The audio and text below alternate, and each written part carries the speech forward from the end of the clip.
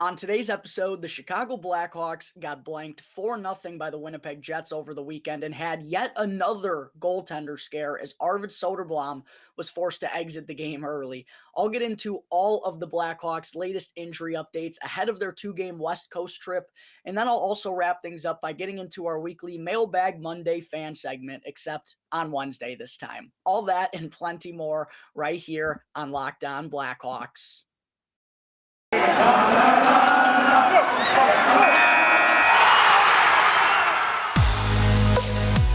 You're Locked On Blackhawks, your daily podcast on the Chicago Blackhawks. Part of the Locked On Podcast Network, your team every day. Welcome to the Locked On Blackhawks podcast, your daily podcast on the Chicago Blackhawks. Today is Wednesday, November 9th. I'm your host, Jack Bushman. You can find me out on Twitter at JackBushman2, or you could also go and check out my Strictly Blackhawks account at Talkin' Hockey for all the latest Blackhawks news and updates. And if you're listening to the audio version of today's episode and you like what you're hearing, make sure to go and show some support real quick first by following the podcast. You can also go and leave me a review as well. And the best part about it all is that it's 100% for free wherever you may be listening to your podcast. Go and follow the show right now and you'll be able to get the latest episode as soon as it comes out each day. And if you're not already watching the video version of today's episode, then you got to be sure to go and check out Locked On Blackhawks on YouTube. Every episode moving forward, folks, is going to have a video uploaded to YouTube as well. So if you haven't done so already, please do me a huge favor. Go and subscribe to Locked On Blackhawks on YouTube. 100% for free as well. Helps me out tremendously. I would really appreciate it. Go and smash the like button down below on this video as well and ring that bell. Turn on the push notifications, and that way you will get notified when the episode gets uploaded to YouTube each and every day. All right. Good morning, everyone. Thank you all for joining me on another episode of Locked On Blackhawks, your one-stop shop for all things Chicago Blackhawks.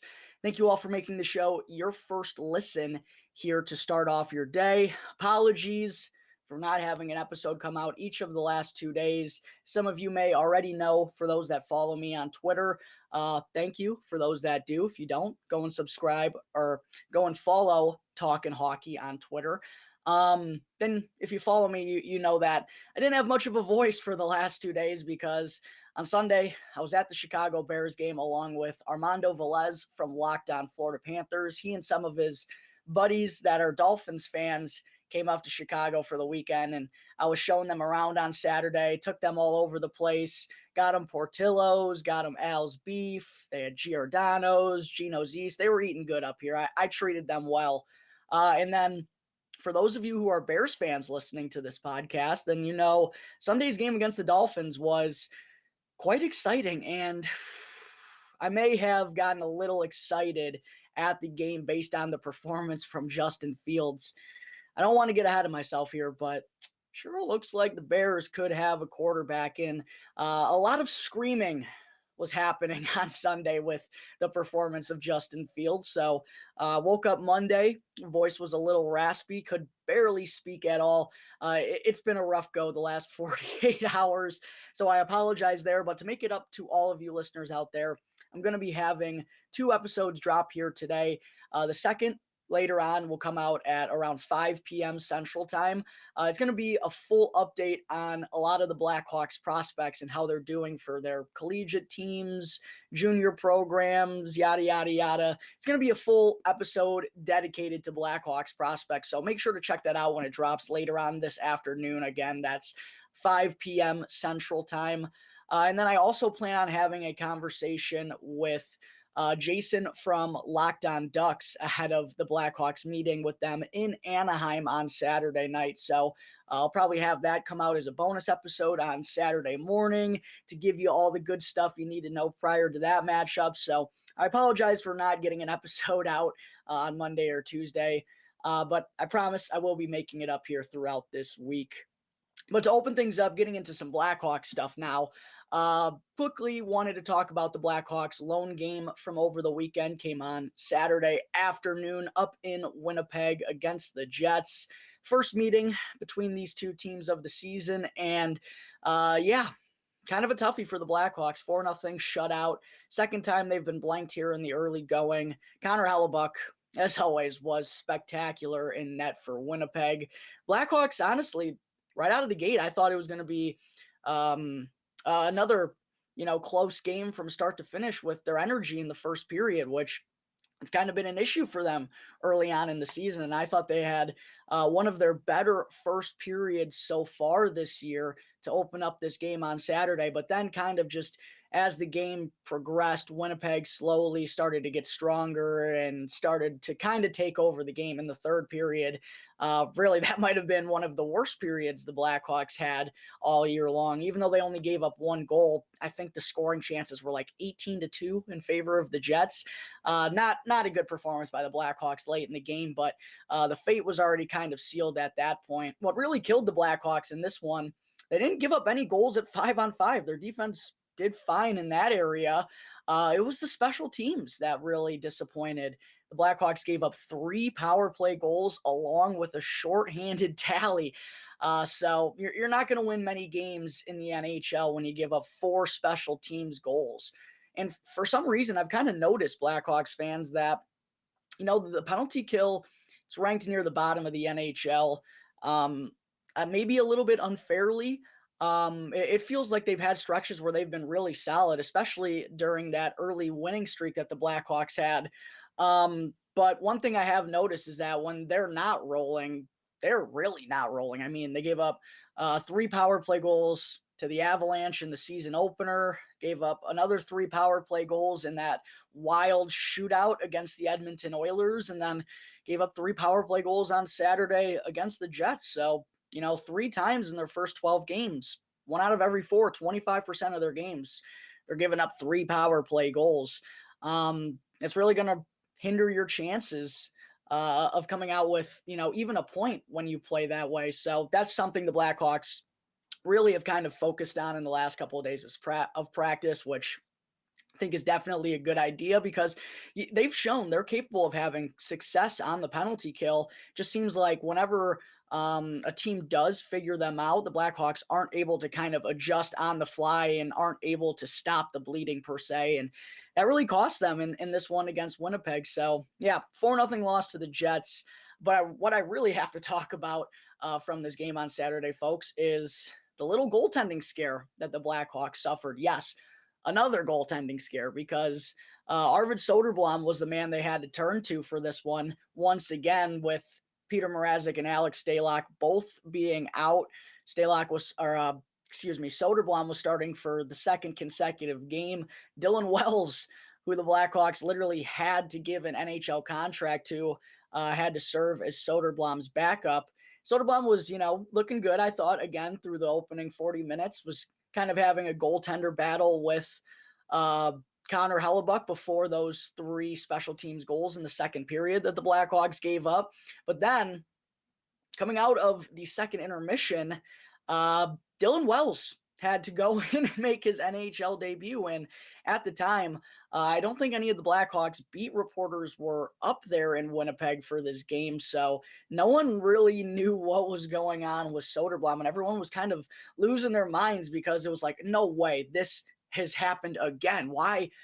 Every level in the Blackhawks organization right now is just dealing with goaltender issues. It's crazy.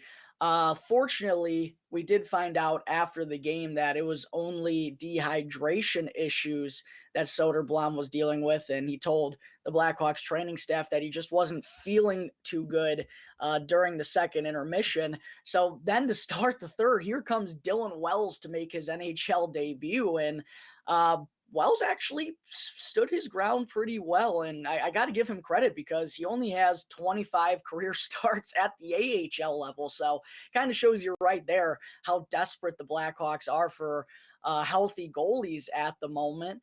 And I mentioned earlier, the Blackhawks got outchanced like 18-2 in that third period, and Wells made stopped 12 of the 13 shots that he faced, only gave up 1 goal despite the Blackhawks getting peppered. So credit to Dylan Wells for handling his own. But yeah, another injury scare for the Blackhawks goaltenders.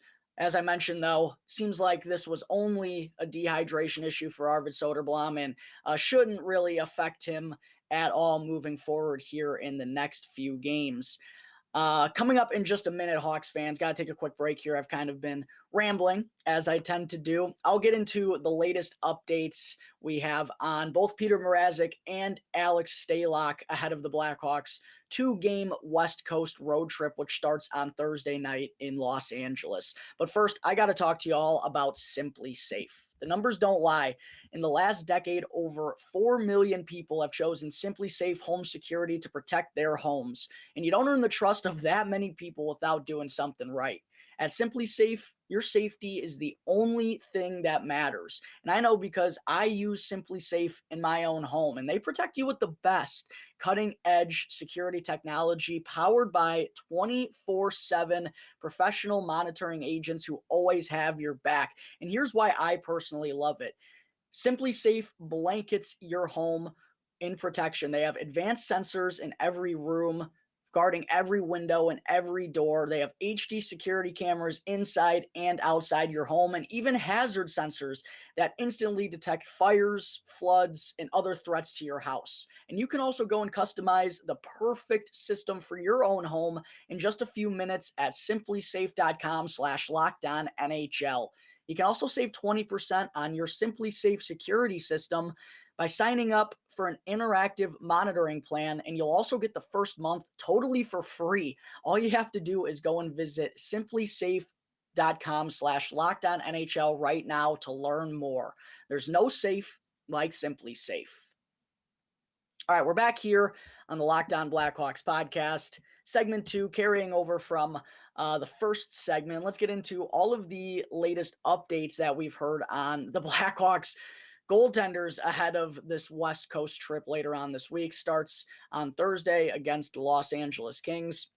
As I already mentioned earlier, Arvid Soderblom doesn't sound like he's in any jeopardy of missing time or anything. He's been on the ice for practice the last couple of days. Definitely great to hear because the Hawks really couldn't afford to lose another netminder, both at the NHL level and at the AHL level. I believe Jackson Stauber is still out with an injury as well. So it's just crazy what's been happening to the goaltender position throughout the Blackhawks organization right now. Knock on wood, these guys need to get healthy, or else the Blackhawks are going to have to bring in another body potentially. But it also does sound like we have some good news coming. Peter Mrazek sounds like he's going to be ready to go at some point during this West Coast road trip here. He's been dealing with a groin injury, obviously, that's cost him the last couple of weeks, something that's been nagging him for the past few years of his career, unfortunately. But the Blackhawks have officially activated him off of injured reserve. So I'd guess he's either going to get the start on Thursday in Los Angeles, or maybe they could give him an extra day or two by waiting and having him go on Saturday in Anaheim. Either way, the Blackhawks are going to be splitting him and Soderblom for this 2-game West Coast trip. Wouldn't be shocked, though, if Soderblom gets the first go of it against the Kings, just to give Mrazek those extra couple of days. As I said, this is something that's really been bothering him for the last few years and has kind of hindered his ability to stay consistent at this level. So I think, helping him, it's the smart decision. So we'll see how the Blackhawks want to go about it, but we do know there's officially going to be a split there. And then for Alex Stalock, with Mrazek getting activated, the Blackhawks have placed Stalock on injured reserve while he's in concussion protocol. That injury was suffered last Tuesday, a week ago now, against the New York Islanders when Casey Cizikas ran into him and received that 5-minute major. Cizikas actually, I believe, injured another goaltender, or at least had another run-in with a goaltender behind his own net a couple nights ago. So Cizikas, man, I mean, come on, dude. Don't be doing that. Don't be that guy. Nobody likes someone who runs into goaltenders. Have a little more control out there, bud. But yeah, Stalock's on injured reserve right now. Don't really have much of an update on him. You never really know with concussions. They just vary from person to person. Everyone's different. Every case is different. You can't really put a timetable on when someone's going to feel better. I'm sure Stalock himself doesn't even know. So all we can really do is wish him the best. Don't know if it's going to be a couple more weeks or if he's just day to day. we'll probably have a better idea when we hear from Luke Richardson either today or tomorrow. I feel like this is something he's got to talk about. So we'll see what, he has to say, but Stalock is out right now at the moment, and makes sense for the Blackhawks to place him on IR with how they have to structure their roster. With Peter Mrazek being activated, though, I did want to mention that Dylan Wells has officially been sent back to the Rockford Ice Hogs of the AHL. As I said, I think Jackson Stauber is still out, so Rockford needs a couple healthy goaltenders right now as well, and I'm sure they'd love to have Arvid Soderblom back at some point here too. Hopefully Alex Stalock can get healthy in the next few days or so, and the Blackhawks can kind of have their structure back at every level where they want it to be.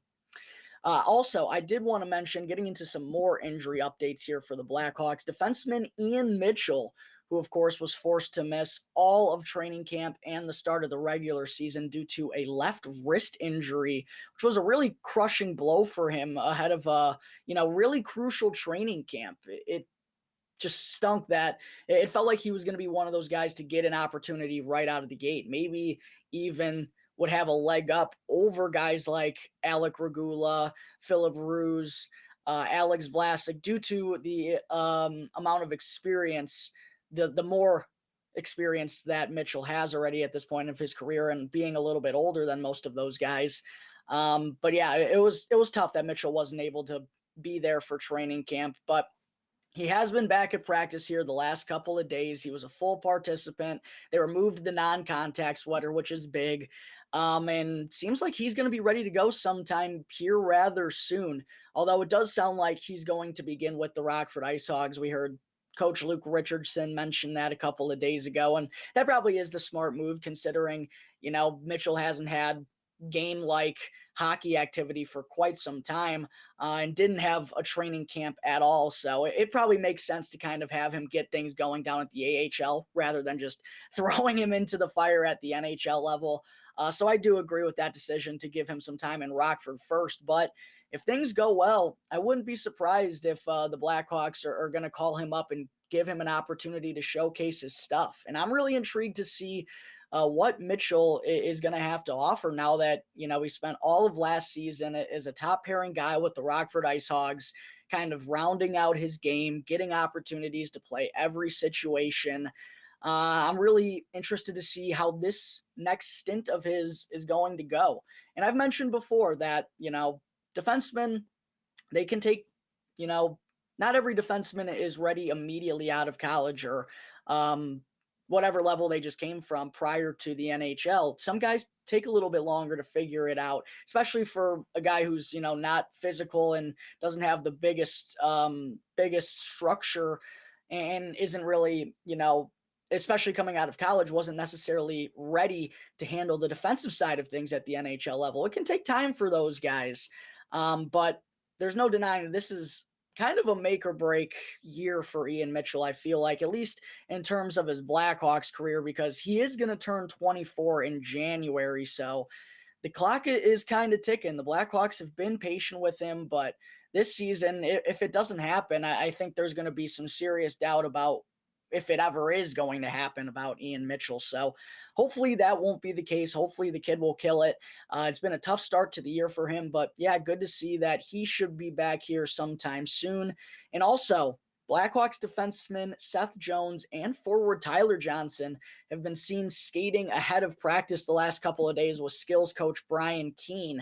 And both those guys, were ruled out for multiple weeks. Johnson, I believe it was 4 to 6, similar to Boris Kachuk's ankle sprain timetable.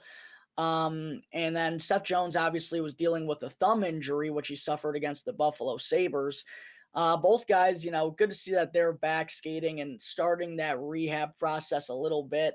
Don't know if, either are particularly ahead of one another or if they're on the same timeline right now, but definitely good news for the Blackhawks that at least they're starting to get a little bit healthier here, because it's just been a nightmare really so far. And I know every team deals with injuries. This happens every year, but feels like it's been a little bit crazier this year. I mean, Seth Jones going down, Ian Mitchell misses the start of camp, Boris Kachuk was hurt, the goaltenders alone It's been pretty ridiculous. So hopefully the Blackhawks can start to get a little bit healthier here, start to get a full complement of players, and can also, return some of the guys back to Rockford that they want to and let them progress in the positions they want them to be in. So, but that's the latest Blackhawks injury updates. I know there's been a lot of them here, but it does look like things are heading in the right direction, and hopefully guys can manage to stay healthy here when the Blackhawks go through this next stretch. Before I wrap up the show today, folks, I do also want to get into our weekly Mailbag Monday fan segment. Of course, this is going to be happening on Wednesday this time with me not having a voice for the past 48 hours. But the first question I wanted to get into here comes from Colin on Twitter, or Captain Pie 00, who asked, when do you think they should call up Arvid Soderblom and make him the NHL starter, or at least a 1A, 1B situation? I'd say either at the deadline or to start next season, right? I think next season is probably, the ideal situation for the Blackhawks. Again, the plan for them, this is why they brought in Peter Mrazek and why they brought in Alex Stalock, was to be extra patient with Arvid Soderblom. Now, also, they were able to get another first-round pick in the 2022 NHL draft by taking on Peter Mrazek. I don't know if, the return wasn't that good, they would have brought him in necessarily. And maybe if they didn't, Soderblom could be the backup. But based on all the other moves that they've had and based on how they've gone about things here to open up the season, it's clear ideally they'd like to be as patient as possible with some of these prospects. Now, because of injuries, they haven't really had a choice. But if Stalock and Mrazek were healthy right now, there's no doubt about it, Soderblom would be down in Rockford. And I think that's the plan for the majority of the season, unless Peter Mrazek, comes back and is a wizard and, doesn't have another groin injury prior to the deadline. I don't see another team, giving the Blackhawks an enticing enough offer to move him, or even another team really wanting to take on his contract given his injury history. So it feels like the Blackhawks, again, if those two are healthy, are kind of stuck with Stalock and Mrazek at the NHL level this season, and that's okay by them. They want Soderblom to be the guy down in Rockford, and again, he's still really young, only 23 years old. They don't want to rush him along by any means, so I think next year is probably when, ideally, they'd like to have Soderblom up at the NHL level full-time, but, it's all contingent on him having success again in Rockford this season. And what we've seen from him at the NHL, does he have the capability to do that? Most certainly, but he's still a young goaltender. You never know how things are going to go. Am I stoked about Arvid Soderblom? Absolutely. But I also think being patient with him is the smart decision. So next season, maybe it is a 1A, 1B situation, or maybe they just have him as the backup. Kind of depends on how they want to go about the goaltender position again next year. And if Peter Mrazek is still here, it probably will be a 1A, 1B situation. But I don't expect it to happen at the deadline. Start of next season at the earliest will be when Soderblom is a full-time NHLer in my mind. Second question we're going to answer today comes from Landon McClellan on Twitter, who asked, "Hey, Jack, would like to know your opinion on the season so far between Kane and Taves. Looks like Kane isn't enjoying it, and that loss to the Jets might be the start of the Blackhawks spiraling down." It's also been a little bit of a cold stretch here for the past couple of weeks now, ever since that 4-game winning streak. I don't know. I don't think Kane's not enjoying himself. Maybe he's a little bit frustrated that top line hasn't been consistent night in and night out, but they've definitely been better, and Kane's been starting to rack up the points here. Taves, no doubt about it, he's having the better season right now. He's been nothing short of incredible. I don't know. Could be. I wouldn't be surprised if the Blackhawks start losing more games. I think everyone knows they're exceeding expectations right now, especially with, how banged up the goaltender position has been for them. I think Kaner's been fine. It's probably more so his line mates that if they can keep up with him and continue to make plays on his level, then the success is going to come. I haven't been discouraged by anything though. And, sure, Kaner's been frustrated and snapped his stick over the bench, but it's kind of normal stuff. I don't know. Don't really know what to say about this one. I've thought Kane and Taves both have been really solid. That's all I got. Third and final question I'm going to answer comes from Henry4578P on Instagram, who asked, what's best case scenario for a Taves trade? First round pick plus? Yeah, I wouldn't say that.